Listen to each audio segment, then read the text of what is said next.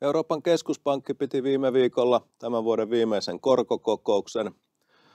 Ohjauskorko laski odotusten mukaisesti. 4. lasku tänä vuonna. Suuruus oli 0,25% ja nyt sitten talletuskorko pankeille on 3%. Tänä vuonna on nähty selvää laskua Euribor-koroissa. Vuoden Euribor nyt noin 2,5%. Vuoden alussa oltiin 3,5%. Prosenttiyksikkö alaspäin.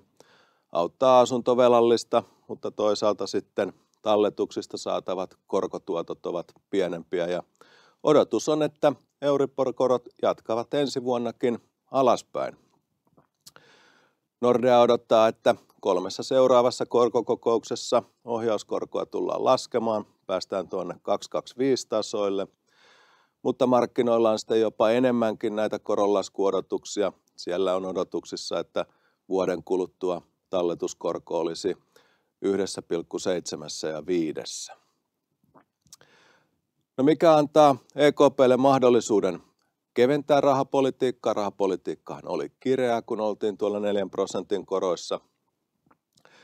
No luonnollisesti inflaatiopiikki on taakse jäänyttä elämää. Inflaatio euroalueella on tullut tuonne EKP:n 2% tavoitetason tuntumaan ja rahapolitiikkaa voidaan keventää. Mutta toinen pieni huolenaihe tietysti on se, että talousnäkymä on tässä syksyn aikana himmentynyt. Kun katsotaan esimerkiksi yritysten ostopäällikköindeksejä, jotka luotaavat tuonne vähän tulevaan päin, niin euroalueen yritysten näkymät ovat nyt sitten hieman supistuvan puolella ja tämä on varmasti sellainen trendi, minkä myös EKP haluaa kääntää tuosta ylöspäin. Ensi vuoden kasvuodotus on euroalueelle 1,1% EKP:llä.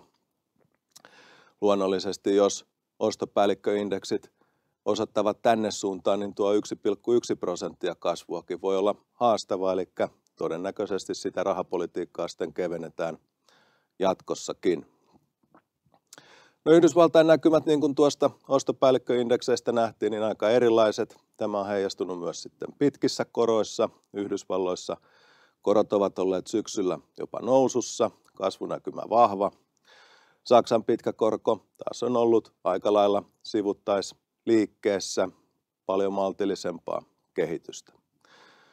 No entä sijoittajan näkökulmasta pitkät korot tällä hetkellä Nordean sijoitusnäkemyksessä niin hyvällä tasolla, eli kyllä korkosalkussa kannattaa sitten lukita näitä tämänhetkisiä pitkien korkojen tasoja.